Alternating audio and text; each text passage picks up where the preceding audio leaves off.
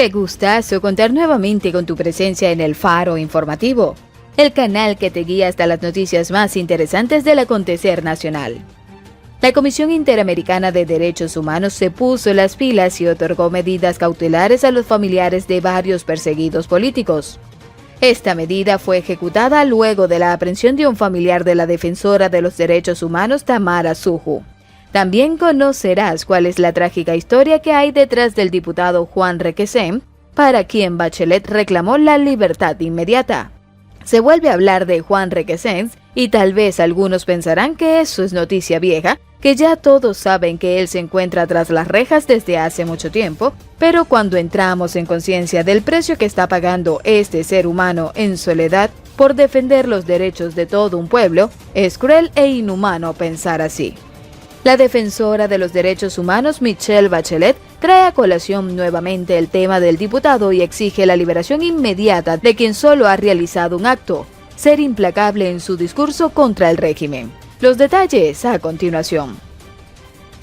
La Comisión Interamericana de Derechos Humanos otorgó medidas cautelares de protección a la familia de la abogada Tamara Suju.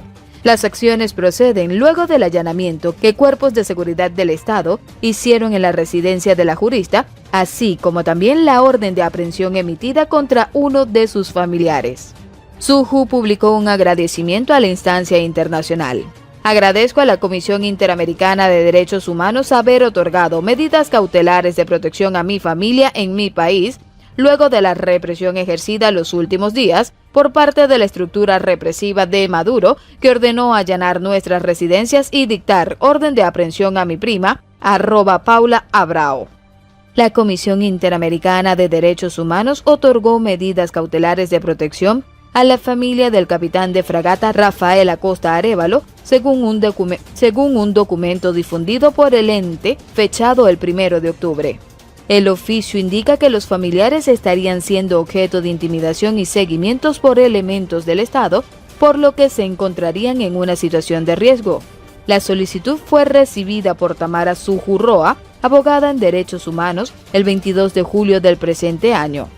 La Comisión Interamericana de Derechos Humanos solicita al Estado que adopte las medidas necesarias para proteger los derechos de la vida e integridad personal de la familia Acosta Arévalo, a la vez que insta a los organismos competentes sobre las medidas adoptadas con respecto al caso. La comisión solicita al Estado de Venezuela que informe sobre las acciones adoptadas a fin de investigar los hechos alegados que dieron lugar a la adopción de la presente medida cautelar y evitar así su repetición. Así reza el documento.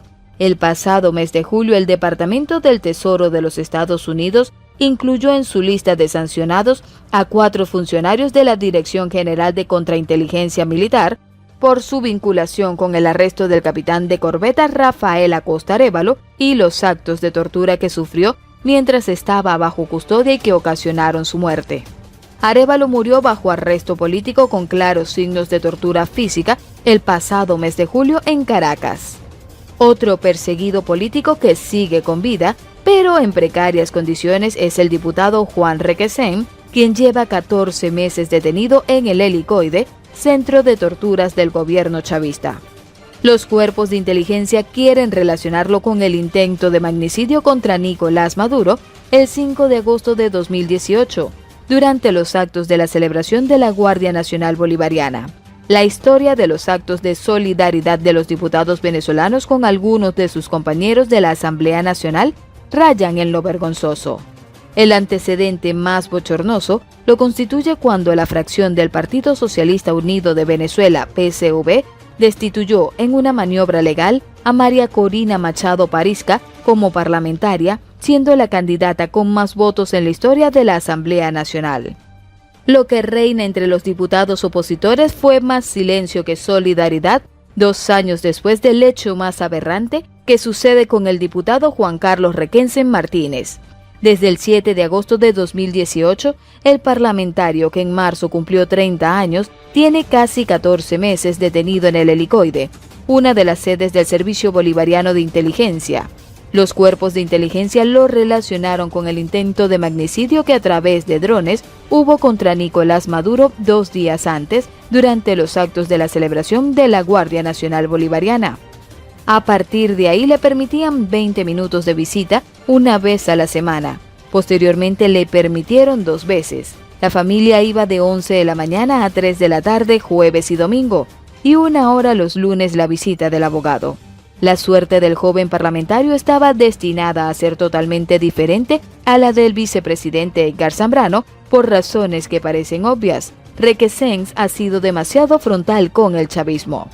En la tribuna de la Asamblea Nacional, en uno de los discursos más impactantes del parlamentario, el joven legislador le dijo al país: "No hay otra forma de poder transmitir la desgracia que nosotros estamos viviendo en Venezuela, por culpa de unos carajos que desde el poder están aferrados a mantenerlo y a gobernar sobre los cadáveres de venezolanos que mueren todos los días en este país. Muchos de los que estamos aquí, muchos de quienes nos están viendo y muchos de los dirigentes políticos que hay en todo el país, les puedo garantizar que hemos dado todo. Hemos votado, nos hemos abstenido, hemos luchado contra piquetes de la guardia, hemos soportado las balas, la represión, las amenazas, la persecución. Compañeros que están fuera del país, y a mí, Nicolás Maduro, me vas a decir que yo no puedo protestar, que no puedo manifestar, que yo no lo puedo señalar, que no puedo decir que son una parranda de asesinos ligados a los peores crímenes que ha habido en esta república.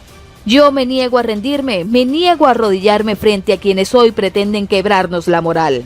Muchos hermanos de nosotros están bajo tierra porque los mataron, porque los mataste, Nicolás. La única estrategia de la dictadura es aplastar a todo aquel que piense distinto".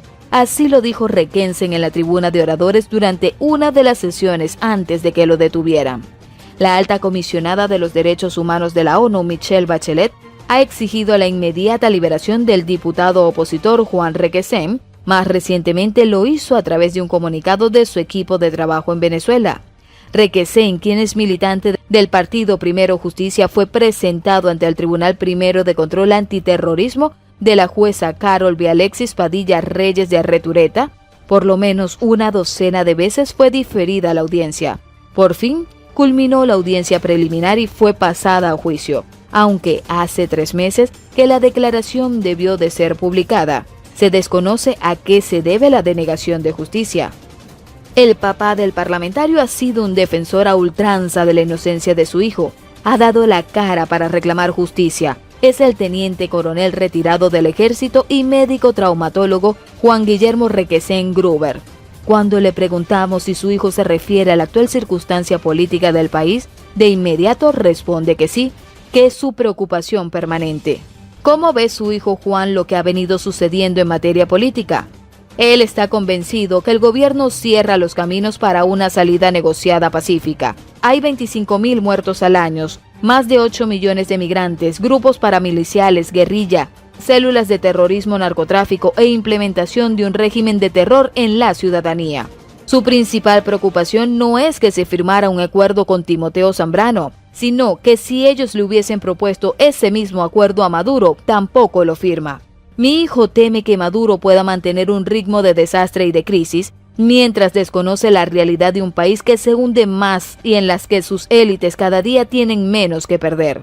Confiesa que hace poco su hijo le dijo que no hemos llegado aún a la mutua destrucción asegurada, pero vamos a una velocidad increíble y los que tienen el poder político o militar tampoco se dejan construir puentes.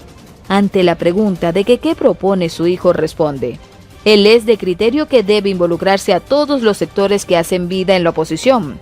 Timoteo, Henry Ramos, los partidos del G4, los partidos más pequeños, María Corina Machado, Antonio Ledesma, otros, pero sin chantajes, con el principio básico de que prevalezca la confianza en que todos quieren salir del problema que hay en el país. Si finalmente quienes representan al pueblo dejan a un lado sus intereses personales y hacen honor al compromiso que asumieron cuando emprendieron su viaje por la política, muchas de las cosas que suceden hoy en día no existirían. La indolencia es una de las peores conductas que puede mostrar un ser humano y debemos reunirnos y aliarnos con nuestro prójimo, con el sentir y el padecer del prójimo para que el país que queremos pertenezca a todos. Y con esta reflexión nos despedimos por el día de hoy, pero pronto traeremos otro interesante video. No te olvides compartir y comentar. Esto fue El Faro Informativo.